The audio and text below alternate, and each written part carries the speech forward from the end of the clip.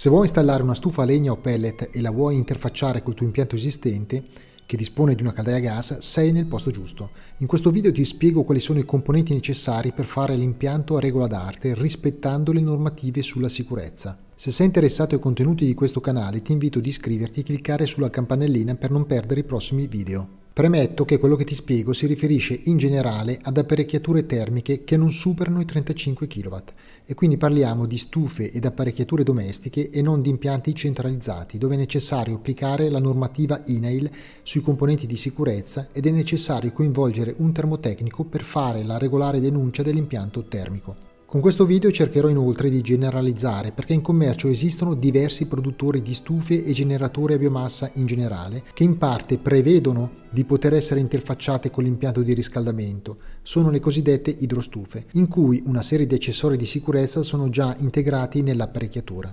Ti consiglio per questa ragione di leggere molto bene il libretto di installazione del produttore e del generatore per capire cosa effettivamente è già presente e quello che invece devi integrare. Iniziamo con il descrivere quali sono i componenti di sicurezza necessari. Per farlo prendo la normativa italiana UNI 10412 parte 2. Facciamo una distinzione tra impianti a vaso aperto e vaso chiuso. Nel caso di impianto a vaso aperto, gli organi di sicurezza necessari sono il vaso di espansione aperto, il tubo di sicurezza, il tubo di carico e dentro un metro dovranno essere presenti il termostato di comando del circolatore, il dispositivo di attivazione d'allarme acustico e relativo allarme acustico, un termometro ed un manometro, il termostato di blocco, ma solo per generatori a caricamento automatico. Nel caso di impianto a vaso chiuso, gli organi di sicurezza necessari sono differenziati a seconda che l'apparecchiatura sia a caricamento automatico oppure manuale. Dove non ve lo specifico, questi organi di sicurezza devono essere installati in tutte le tipologie di apparecchiature.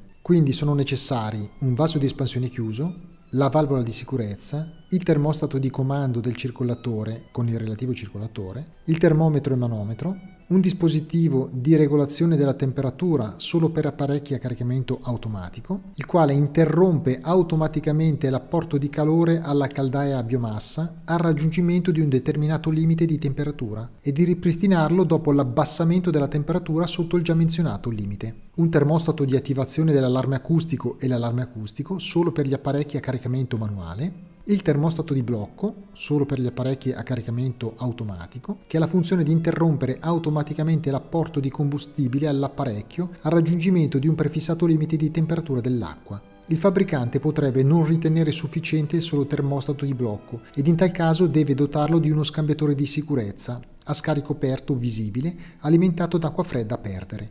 Il flusso dell'acqua deve essere attivato da una valvola autoazionata che può far parte della dotazione di fornitura dell'apparecchio o deve essere installata successivamente dall'installatore ed è tutto riportato sul libretto dell'apparecchiatura. Oppure, in mancanza dello scambiatore di sicurezza, il produttore potrebbe richiedere una valvola di scarico con o senza reintegro integrato da porre sul circuito nelle immediate vicinanze del generatore. Nel caso l'apparecchio sia a caricamento manuale è necessario che sia presente lo scambiatore di sicurezza con la valvola autoazionata. Vediamo ora quali sono i componenti necessari per collegare la stufa o comunque l'apparecchio biomassa al nostro impianto esistente. Come illustrato in questo schema è necessario prevedere uno scambiatore di calore per evitare che la potenza della caldaia e quella dell'apparecchio biomassa facciano cumulo e si superino i 35 kW. In caso contrario è necessario il progetto e la denuncia INAIL con oneri aggiuntivi non necessari. Prevedere una valvola anticondensa che garantisca sempre una temperatura dell'acqua di ritorno al generatore a biomassa sufficientemente alta da scongiurare fenomeni di condensa del vapore acqueo contenuto nei fumi. Una valvola deviatrice sulla mandata ed una sul ritorno, le valvole di non ritorno, un circolatore sul circuito primario dello scambiatore se necessario e se non presente all'interno del generatore a biomassa ed un circolatore sul secondario. In commercio esistono già prodotti preassemblati che racchiudono tutti questi componenti. Per esempio, lo schema funzionale si riferisce al produttore Caleffi ed al suo prodotto, ma ci sono molti altri fornitori di apparecchiature molto simili. e per finire è necessario un sistema di termoregolazione. In questo schema l'impianto è riscaldato dal generatore biomassa e la caldaia è spenta. Il regolatore gestisce in maniera automatica il funzionamento del gruppo di generatori, ricevendo il segnale dalla sonda posta sul generatore biomassa, attivando le pompe ed in alternativa la caldaia di integrazione. Il termostato ambiente TA fornisce al regolatore le informazioni sulla temperatura ambiente. Quando l'ambiente richiede energia termica, il regolatore rileva la temperatura del generatore biomassa mediante la sonda S1 e lo collega all'impianto attraverso lo scambitore piastre, attivando le pompe di circolazione P1 e P2. Con il generatore a biomassa non in temperatura, il regolatore provvede ad attivare la caldaia di integrazione mediante il contatto R4 e contemporaneamente disattiva le pompe P1 e P2. La caldaia di integrazione, collegata agli appositi attacchi e dotata di opportune valvole di ritegno, fornisce energia all'impianto secondario mediante la propria pompa di circolazione. In queste condizioni l'impianto secondario riceve energia per via diretta della caldaia di integrazione. E con questo è tutto. Cosa ne pensi? Scrivimi nei commenti. Siamo arrivati alla fine e spero che il video ti sia piaciuto. Ti invito ad iscriverti al canale e cliccare sulla campanellina per non perdere i prossimi video. Un caro saluto.